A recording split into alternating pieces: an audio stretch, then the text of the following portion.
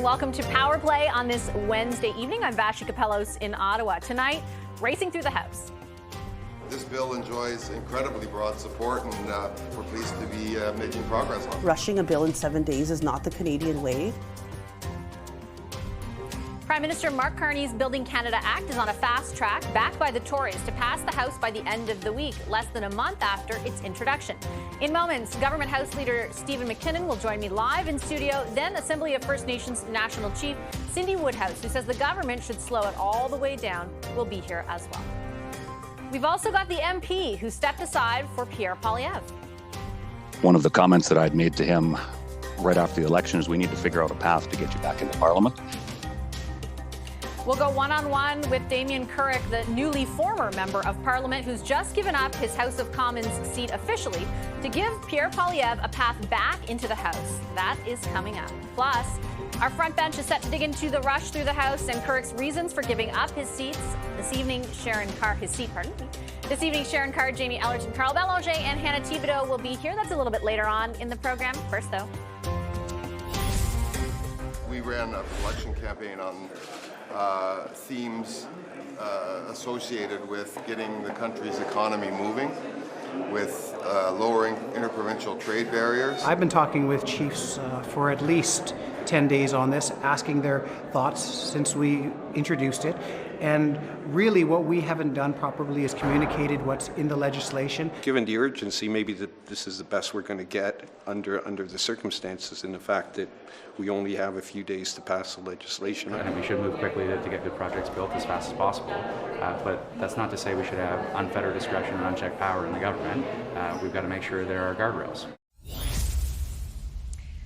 Bill C-5, what's known as the Building Canada Act, is on a fast track to get through the House of Commons by the end of this week. That's the legislative blueprint to break down the federal part of interprovincial trade barriers and accelerate so-called nation-building projects. While the Prime Minister was hosting G7 leaders in Alberta, the Fed's got Conservative support to speed its timeline through the House of Commons, clearing the way for it to pass before the scheduled start of summer for MPs, which is Friday. Joining me now on that and what else the Liberals want to get done in their final sitting days in the House is the government's House Leader, Steve McKinnon. Hi, Minister. It's good to see you. Thank you for making the time.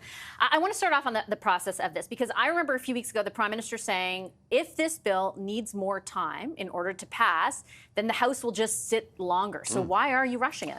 Well, we were able to come to an agreement and an arrangement on a procedural path through the House with others in the House of Commons. It represents a significant majority of the members of the House of Commons, and we're having committee hearings as we speak, hearing from witnesses, probably considering amendments brought by others. And so this bill will see passage, if all goes well, by Friday. But on the question of sort of whether that sort of rush timeline is merited, I know that you're talking about Conservatives who provided their support, who obviously do represent a large portion of Canadians. But we've heard from a lot of other people at the Senate, for example, over just the last 24 hours, because even that is very condensed, particularly Indigenous leaders who feel as though this is a direct affront to them, the speediness with which you want to see this pass. Well, one thing that we can ensure, we'll be dialoguing with rights holders, with local Indigenous communities, Indigenous nations right across this country. Ministers have fanned out. Many conversations have been had, and many will continue to be had. Remember, too, that there are significant Indigenous nations, communities in this country who want to participate in major projects of national significance. These are opportunities for economic development, for jobs in many of those places. So there are people who are really advocating for this bill. But overall, Vashi, what I will say is this is what we got elected on. Page 1 of our platform begins to talk about dismantling these interprovincial trade barriers that hold back our economy, hold back people from being able to take their trades or their professions from coast to coast to coast into different jurisdictions, and accelerates the consideration of major national projects. These projects will be trade enabling. They will be expansions of our ability to trade with other nations. They will, of themselves, ignite further growth in this country. People, people who watch us, they get very cynical about our ability to execute these projects. This is the government's response to that. This is our response to the tariff threat from south of the border. We have an economic imperative. We have to accelerate growth in Canada. And this is an exciting way to get at that. If they're frustrated or cynical, I mean, it's based on processes that your party, when it was in government for the last 10 years, put in place.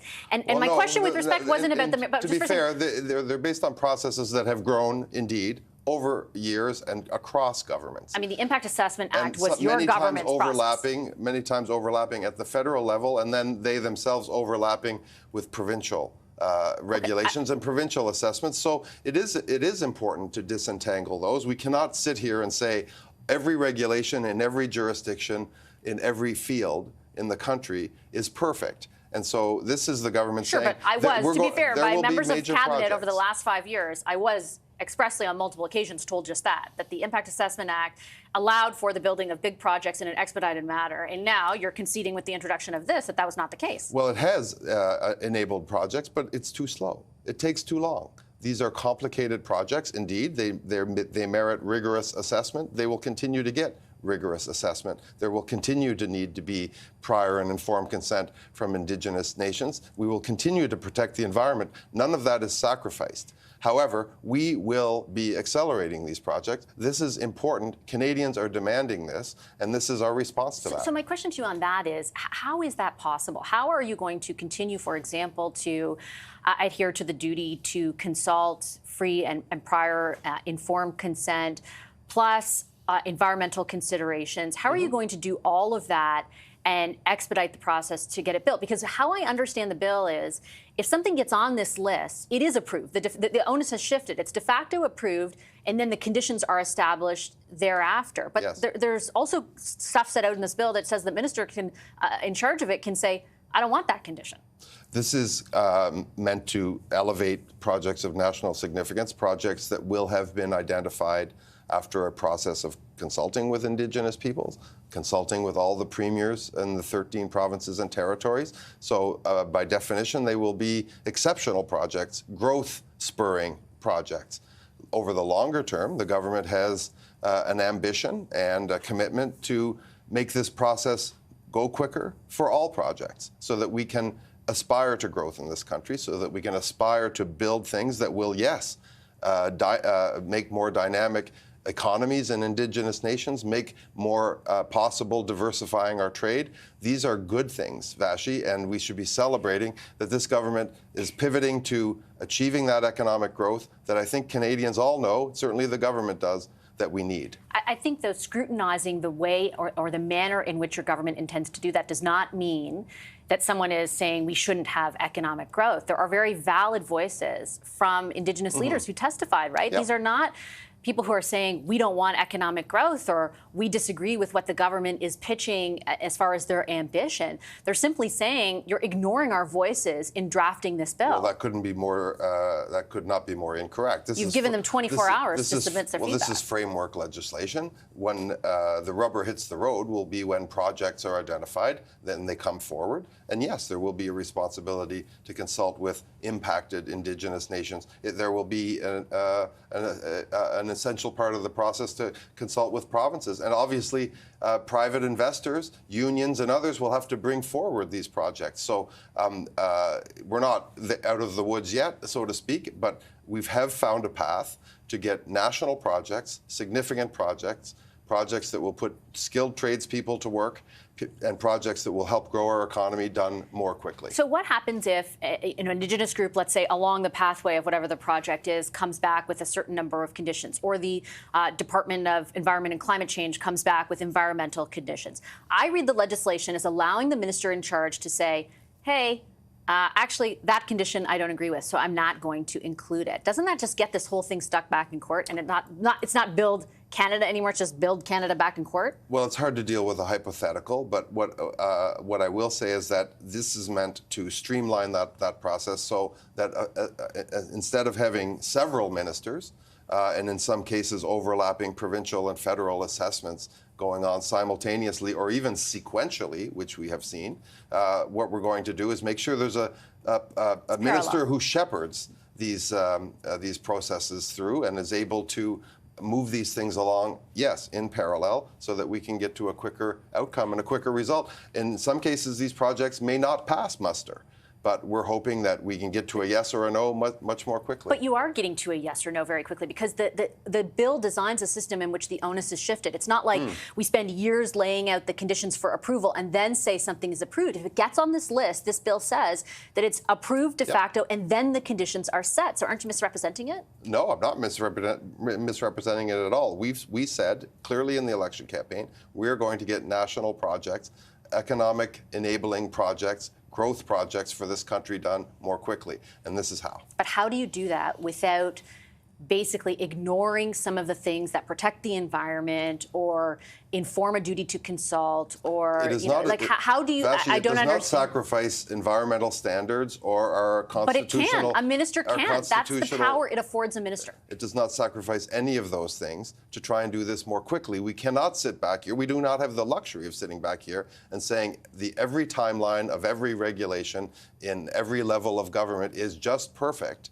And we're going to wait and let investors wait and let working men and women wait while we go through years and years and years of assessments in these projects. We think we're an advanced society. We have advanced assessment abilities. We're going to do that more quickly, and we're going to get to projects. This is very exciting legislation. And I'm not framing this against the backdrop of I don't want to see economic growth, right? Or I don't want projects to get built. Clearly, I spent the last number of years questioning your government on repeated occasions about why the legislation that was in place wasn't allowing for that to be the case. Right. But ultimately, a lot of these projects don't end up getting built because they end up in court because environmental groups or Indigenous, First Nations or Indigenous leaders say that the conditions that would have allowed for it to be built out have not been adhered to. I don't understand what is in this legislation that will not see these projects end up back in court because ultimately you have afforded to a minister powers that cabinet or the minister did not have before in saying, I disagree with that condition, I'm not going to have it. Well, you saw under Mr. Harper's government projects end up in court. Indeed, people, we have a free and open system of justice in this country.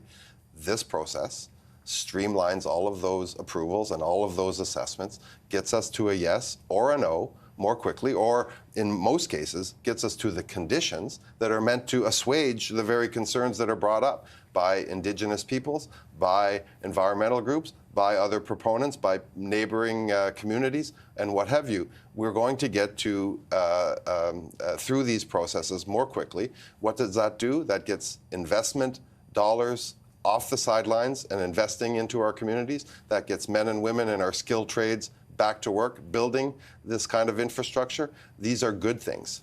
Very quickly, I know your time is limited. I just wanted to ask, if this bill does pass, as it seems like it will, the House by the end of the week, how soon would a project end up on the list? How soon can Canadians expect the first of these projects deemed in the national interest to be on that approved list? Well, it has to go through the Senate, so I don't want to overlook that. Once that happens. That part of the legislative process, but there will be a major projects office. They will begin considering those projects. So how soon, though, can a project appear on that list? For Canadians, you just laid out why you believe there is a massive economic imperative to this. So for Canadians watching right now, how soon will they see a project on that list and therefore... Well, the goal is to go quickly, so we hope soon. So before the end of the year?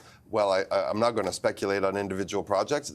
Remember, these are projects that will be brought forward by various proponents, in some cases investors, in some cases companies, in some cases Indigenous communities may bring forward some of these projects.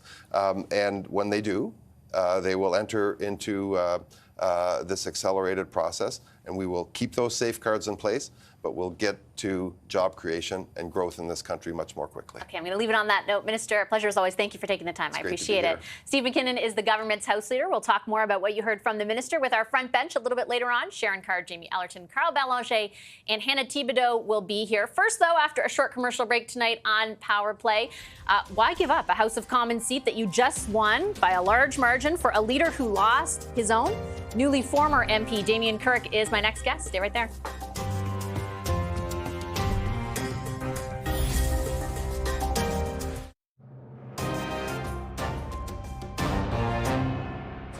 Politics needs to be about doing what's best for your country.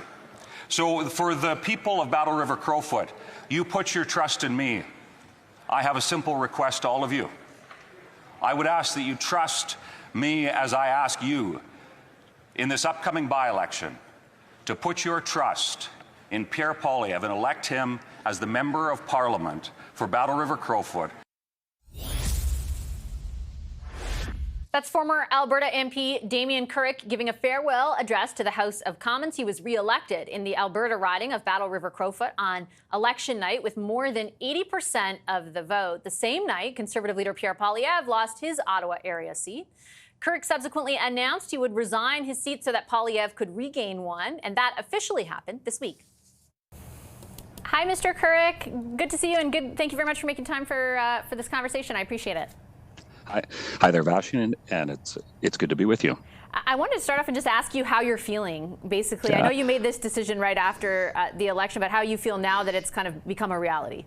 Yeah, feeling good. You know, when in the days after the election, one always talks about leadership, but this was an opportunity to put that talk into action. And in the days following the election, my wife and I decided that this was a way that we could practically serve both the people that I've had the honor of serving over the last number of years, but also our country and the need for that common sense conservative vision that we so very much believe in. And we made the offer. I think it was just a couple of days after that announcement went public, a couple of days after that, and in the month or so that's passed, the confidence in that decision has simply grown. It's now more needed than ever, that common sense vision and purpose that Pierre Poilievre and our conservative team has to offer this country.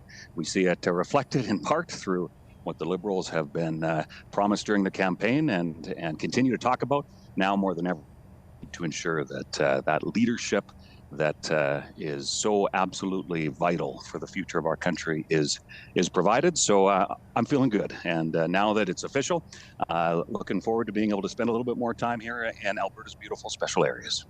Well, the backdrop is pretty spectacular.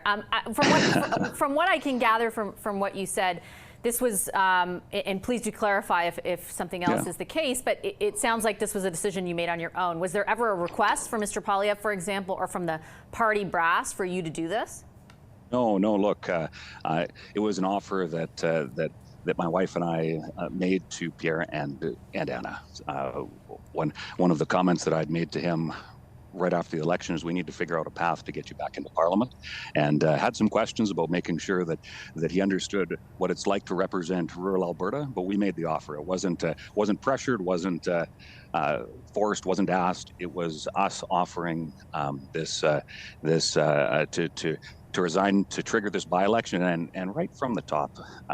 Vashi, it's been, I think, a testament to Pierre's work ethic and Anna as they came and visited us here. The first words out of Pierre's mouth when he was meeting with some of my local leaders and volunteers and whatnot he said, "Look, Battle River Crowfoot doesn't owe me anything, but I can work to earn your support." And over the last month or so, he's been spending a lot of time talking with folks in the area. We look forward to welcoming him back out to this region, and certainly there's been a very positive reception thus far. And now that the resignation took place, the first official day that I was allowed to, of course, there was a bit of a statutory delay in order to allow that to happen.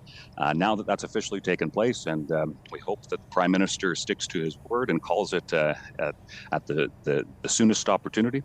Look forward to being able to speak with folks across East Central Alberta here in Battle River Crowfoot to continue talking about that common sense message and the need for a strong conservative voice in Canada's Parliament, a strong leader of the opposition, and ultimately Pierre, who I believe is the right guy to be Canada's Prime Minister, and to continue leading the Conservative Party. And this is an important step in that process.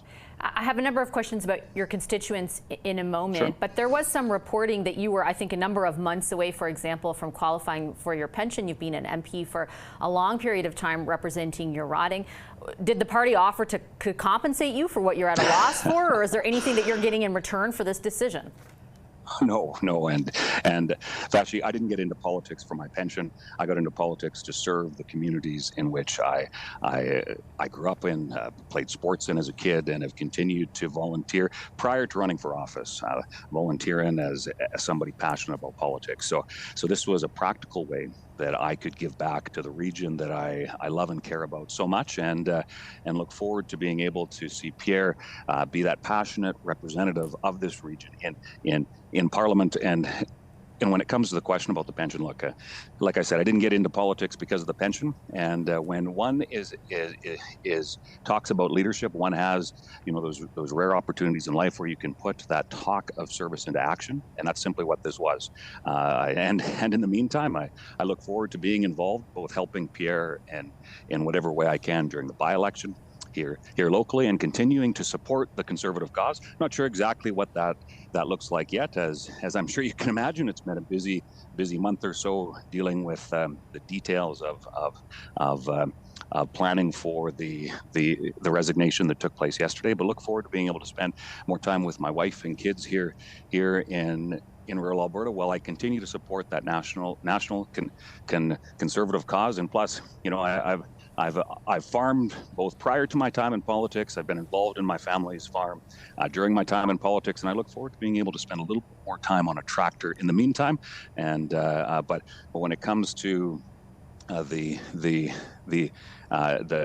plan going forward, actually the only plan that I have is that make this offer to step back for the time being, but I'm not planning to retire from politics. So I've been very clear to both my constituents that I'm stepping down for the remainder of the 45th Parliament, but I do look forward to once again running to be the voice for Battle River Crowfoot in the 46th Parliament. Obviously, it won't be up to me to decide who gets to be either the next MP after the by-election or the next MP after the next general election. But look forward to being able to continue to be that passionate advocate for rural East Central Alberta. For a few months, maybe a few years, up to 4 years. It just won't be from a seat in Parliament. So how, can I ask then, does that mean that Mr. Poilievre has agreed to only be the representative should he win the by-election for the duration of this Parliament? And how is that fair to your constituents, right? Like, to have somebody that's just there for the time being in order to secure a spot in Parliament to further his own and your party's political interests, is that really about representing people who live in your riding? Look, Vashi, the people of Battle River Crowfoot have made it clear that they're on side with our Conservative vision. More than 80% of the good folks here in Battle River Crowfoot voted for that Conservative vision. And as I've spoken to hundreds and hundreds, if not thousands, of folks since I made the announcement that I was offering to resign. There's been a massive a swell of support. People saying, "Look, this is a tremendous opportunity, a chance for rural Canada to have a future Prime Minister represent them, to be able to put into the national spotlight the concerns that are so very, very present here." And it's the same concerns, Vashi, that we talked about over the course of the election. Things like making sure that we deal with the consequences of inflation, making sure that we have a plan to actually build national infrastructure projects like pipelines, to ensure that our ag sector is supported and not continually attacked. These are the things that Pierre and our Conservative team ran on in the last general election. And that is the same vision that I know Pierre is continuing to talk about. And needing to hold the Liberals to account in the process is so fundamentally important. Right. And to ensure that this is an opportunity for that to practically take place, and for Battle River Crowfoot to be given that option. And when it comes to when that by-election is called, which again, if the Prime Minister holds to his word, that should be, the end of July, beginning of August, when that by-election E-Day happens. The folks of Battle River Crowfoot will be able to make a very clear choice as to whether or not that is the case. But I know for those folks who I've talked to, disproportionately, they're excited about the opportunity to ensure that when it comes to what democracy means for them, that core representation piece, it can happen here in Battle River Crowfoot, and and I think people are largely looking forward to that. With great respect, though, Mr. Kirk, is it truly about democracy? Again, if Mr. Poilievre is guaranteeing to you that it's only going to be for this Parliament, like, is there anything more nakedly political than that decision? Essentially, right? Like, the voters did speak; they voted for you. Yeah, and they voted for our conservative vision led by Pierre Poilievre, and I'm confident, Vashi, that is the vision. And what I think is unfortunate is that there are so many that would try to make politics about simply themselves. And when it came to the opportunity to put country before self, that's the decision that Danielle and I made, and obviously it's up to the people of Battle River Crowfoot in this process. But as I've spoken to tons of people in the process, being able to provide this opportunity for a region of the country that has largely and fully endorses that conservative vision, I think it is an exciting opportunity. I'll leave it on that note. Mr. Kirk, thank you very much for making the time. I appreciate it. Thank you, Vashi. I appreciate it, and hope things are going well there in Ottawa. Same to you. Thank you. Thank you. That's the former MP, Damien Carrick. He has given up his seat so that Pierre Poilievre can run in that riding in a by-election. The by-election, my understanding is, does not need to be called by the Prime Minister's office or the Prime Minister until June 29th. But the Prime Minister, as Mr. Carrick referenced, has said in a previous press conference that he would do so at the earliest possible opportunity. So we'll keep our eyes peeled for that one. We're going to talk about what you heard from Mr. Carrick and Minister McKinnon a little bit earlier on the show with our front bench after a short commercial break. We've got Sharon Carr, Jamie Ellerton, Carl Belanger, and Hannah Thibodeau. There they are with me in just 2 minutes. Stay right there.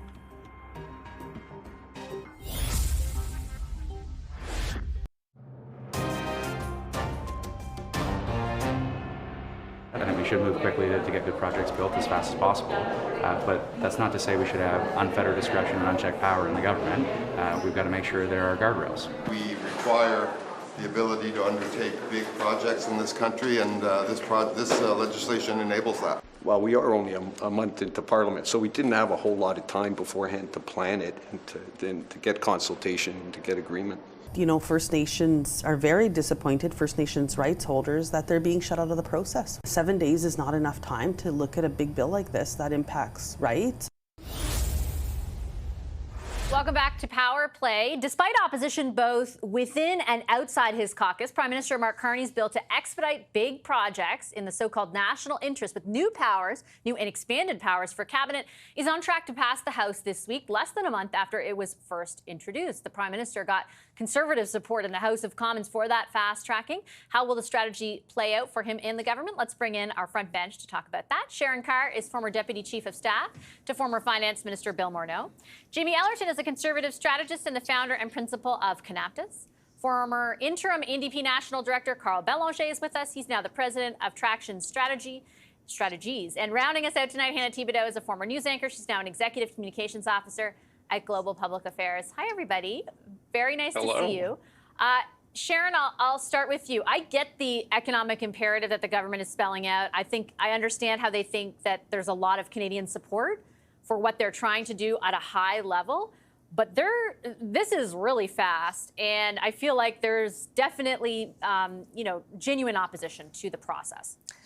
And yes, you know what, there is going to be.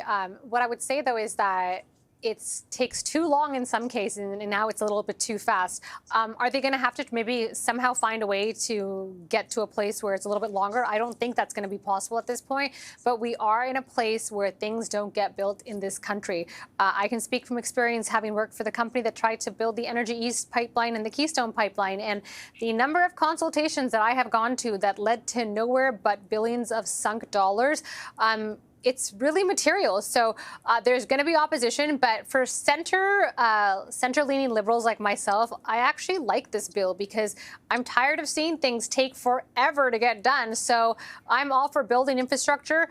Let's be respectful while we do it to communities, but people are going to have to adapt and adjust to the timeline. And if we expect to advance as a country and get stuff done, so be it. It's a big shift for the Liberals, Carl, if you think from both a policy and political perspective. First of all, it feels like this is just like a disguise for repealing C-69. They won't say it unequivocally, but like that is basically what this bill does. But politically even, the dance partner has completely changed from the NDP and at times the Bloc to, in this instance, it is the Conservatives unequivocally who are helping them not only get the bill passed, but ultimately fast-tracked. And Nathan Erskine-Smith was right that if the Poilievre Conservative or the Harper Conservatives had brought in this kind of bill, the Liberals would be screaming bloody murder about all of this because it is a power grab. It's the kind of thing that happens when blue Liberals take control of that party. You see their real conservative leaning, they're shifting to the right, they're grabbing power as they can, and all in the name of national interest without it being defined. So it's really, you know, up to the ministers, up to the prime ministers to decide what's of national interest. And, you know, the communities can just listen. No, they don't need even to listen. They just need to shut up. And these things will be built no matter what. And this is why I think it's dangerous and a slippery slope. But they are allowed to do that because the opposition is weakened. You have a weakened Conservative Party without a leader in the House, and you know the Bloc has gone down, and the NDP doesn't have official party status, so they feel like they can rush these things, that they have the mandate to do it. You see it also with Bill C-2 on the border, and they'll keep doing it until they can't.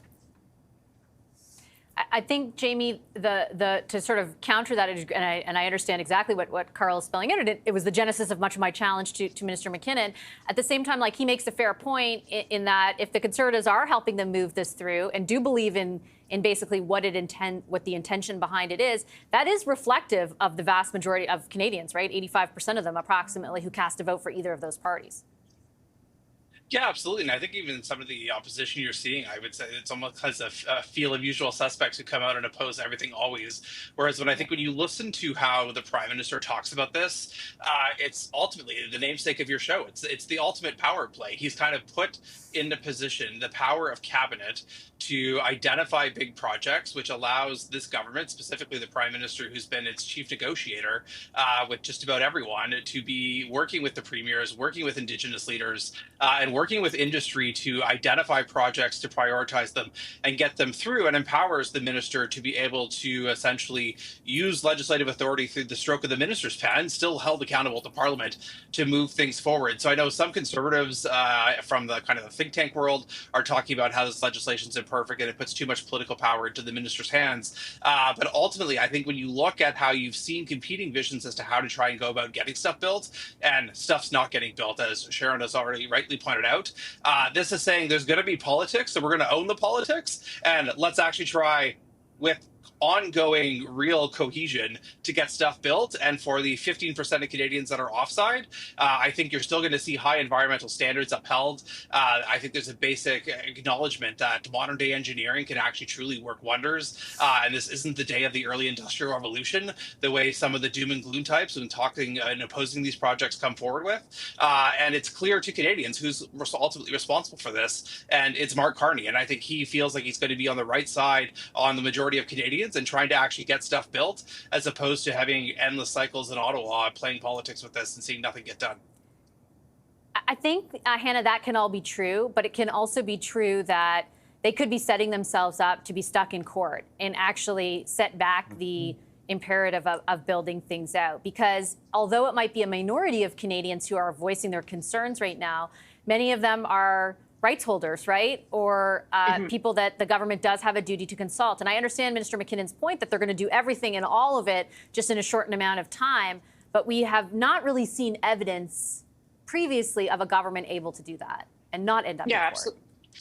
Yeah, in Mr. McKinnon's interview with you, Vashi, the government House leader, he says this is what Canadians voted for. I'm not 100% sure this is exactly what Canadians voted for. Yes, we want to see, I'm speaking as Canadians here, they wanted to see these nation building projects. They wanted them to move forward faster. However, if you get into the minutiae, which is what we're talking about, they did not agree to giving Cabinet this ultimate power to decide a project without even a study before it gets started. That's environmental study. That's talking, making sure everything is okay with Indigenous leaders. You talk about lawsuits. The Indigenous leaders met in an emergency meeting earlier this week to talk about this. They were told there's going to be an advisory committee.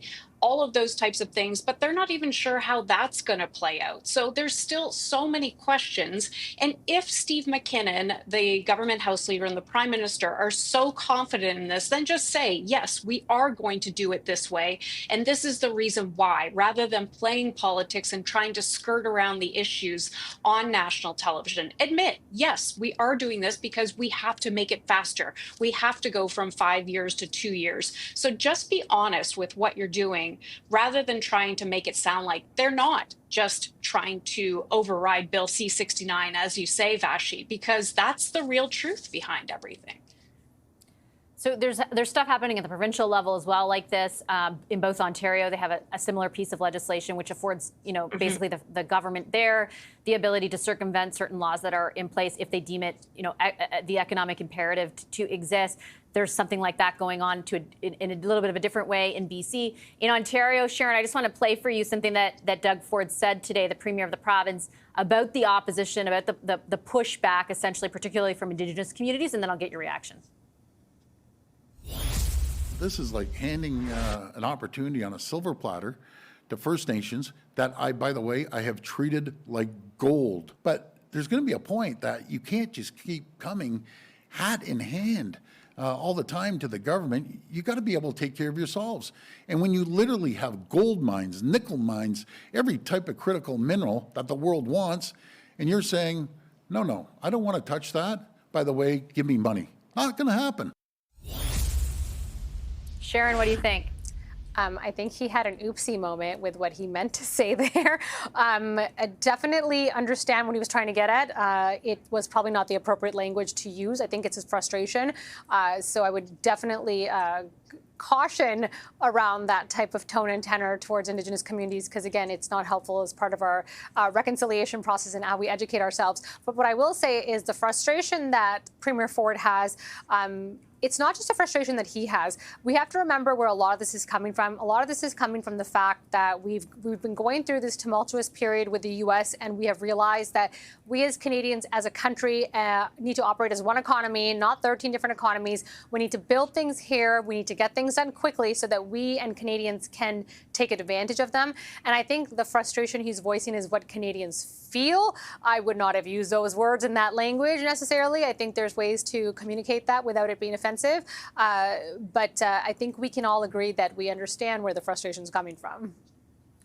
I've just got a couple minutes left. Carl, your thoughts? What we've got here is a recipe for civil unrest. Mark Carney is setting the stage for protests, for blockades, for demonstrations, for confrontations. That's what's going to happen with this kind of approach to governing. You need to get buy-in from these communities, and you won't get buy-in by pushing it down their throats. We've seen it before. It doesn't work. It leads to violence. It leads to suffering. We should not go down that path. It happens anyways. We see the blockades anyways happening all the time. So why not at least do it in this way? I've been Are you talking going to send with the army like they do in the States? Yeah, okay, Hannah, I've been you go, talking and then with Jamie Inuit. Lasford. Yeah, with Inuit in the north. And one of the things is they want this type of development, but proper development going forward. I mean, I shouldn't be speaking on their behalf, but just the stories that I've been telling on the podcast is that they want to see this type of development, but they have to do it in the proper way. They have to respect the environment. They have to respect their beliefs, their ways of life. And that's an important part of it. So yes, they have to be involved in these decisions. But again, that's for them to speak to. I think those were very unfortunate comments made by Premier Ford. Last word to you, Jamie.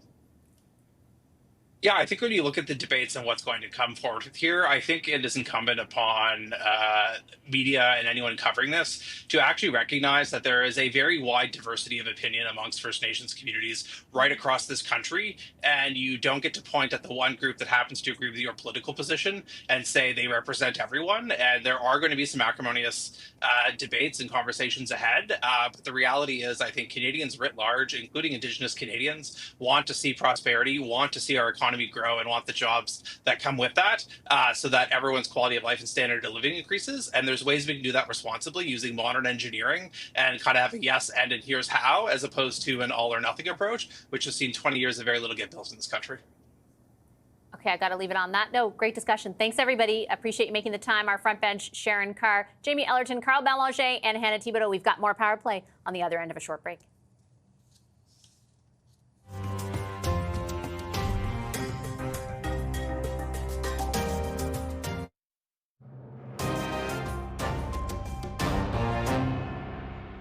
These are complicated projects, indeed. They merit rigorous assessment. They will continue to get rigorous assessment. There will continue to need to be prior and informed consent from Indigenous nations. We will continue to protect the environment. None of that is sacrificed. However, we will be accelerating these projects. This is important. Canadians are demanding this, and this is our response to that.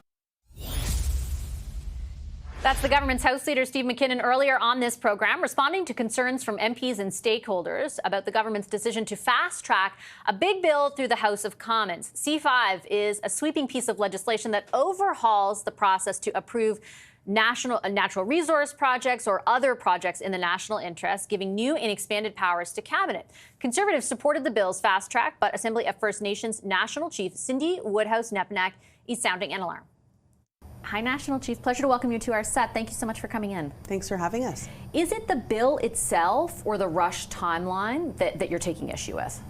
The rush timeline. I think that, First Nations are very disappointed, First Nations rights holders, that they're being shut out of the process. We've seen that in committee this week, in the Senate, and of course in the committee in the House. And look, I think many of them were there. Many sat with me yesterday while I did my presentation in the Transport Committee in the House.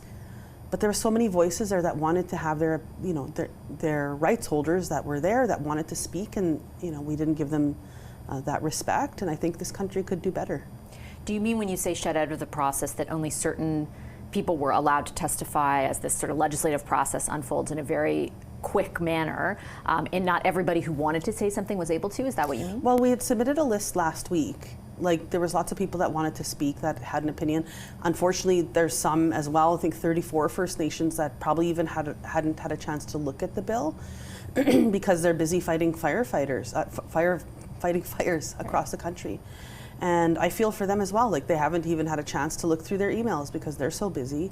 And the ones that are, 7 days is not enough time to look at a big bill like this that impacts rights. And look, First Nations aren't about stalling anything, and I think in fact they want prosperity, but not at the expense of their inherent rights. So can I ask you to be specific about what rights you feel, based on your interpretation of the bill, will be contravened as it stands? And I'll put to you that the government contends that won't be the case. That's at least what they're saying right now as they make their way through the legislative process. Well, it would be nice if they made space to speak with First Nations, or made space for First Nations to come and speak, and Canadians, for instance. I think rushing a bill in 7 days is not the Canadian way. We shouldn't act like Trump and the way that they do things down there. I think that we're better than that as a country, and we should respect each other and make space for First Nations to come and talk about their rights, to come and talk about how this may or may not infringe, and to ask questions so that they can get more clarity. There's a lot of unknowns.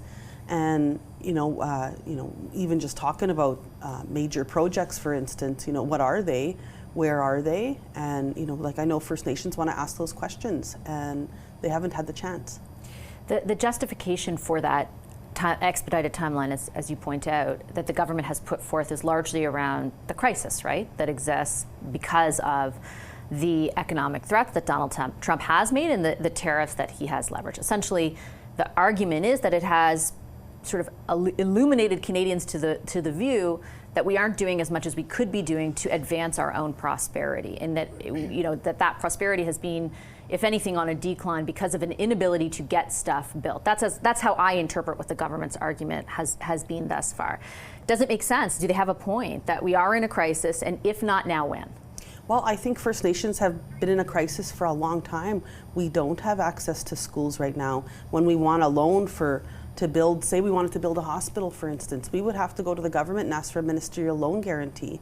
And I think that we have a real opportunity here in Canada to have this conversation between First Nations and with the government of Canada and the provinces, bringing everybody together to talk about some of these these issues that plague our country. And I think that if you show, if you read the Conference Board of Canada, we just done a study with them last last month again. We released another section of it, but it shows that if you close the infrastructure gap for First Nations, it would propel this country from being, one of the bottom of the G7 countries to the top. And I think that if we close the infrastructure gap for First Nations people, that's a good thing. Close the internet access, for instance. You and I have kids. We rely heavily on that for our kids to have access to basic high-speed internet. Many kids across this country don't have that. Schools, another one. Infrastructure just crumbling. Half of our communities need new schools. And I know that this country always wants to talk about prosperity and all that. They've done well all these years, but they've never brought along First Nations and helped us into that prosperity. And without the basics of life in our communities, we just want what other Canadian children have for our children: good jobs, good internet, good homes, safe communities, all these basic things. And we keep saying that to this country. And and then they kind of promise us later, okay, well, give us some of your resources, give us more of your resources, because all of the GDP of this country comes from First Nations territory. Canada is on First Nations land. And we had shared that willingly with Canadians to make this beautiful country. We are foundational partners as First Nations, and we'll always stick up for our country.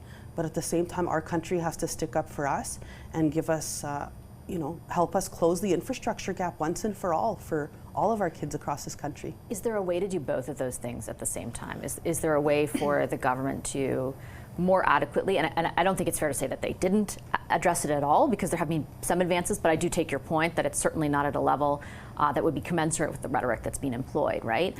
Is there a way for them to do more on that front and also do the stuff they want to do with this bill? I think with this bill, bring the rights holders to the table, let's have a discussion. And I think you go farther along by having those discussions. It would be like trying to pass this bill and not talking to the premiers, for instance. But they all went and spoke together, and then they didn't even have a space for First Nations at that table yet again. So they're starting off on the wrong foot. And by excluding First Nations, they're doing themselves a disservice later, when you could iron out some of those issues that exist between the relationship. We've come a long way in our relationship. We have a long way to go. But I think, ramming bills like this through push us back years. I'm going to leave it on that note. National Chief, thank you so much for coming in. I appreciate it. Thank you.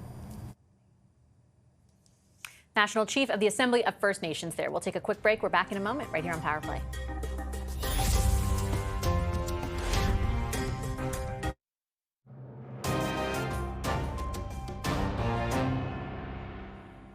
Welcome back to Power Play. We've been talking tonight about Bill C-5, that big bill aimed at accelerating big projects for the country. There'll be hearings tonight in the Senate with lots of feedback. That vote will take place Friday. We'll have coverage all night and into the end of the week. I'll leave our program there. I'm Vashti Capellas. Have a great night.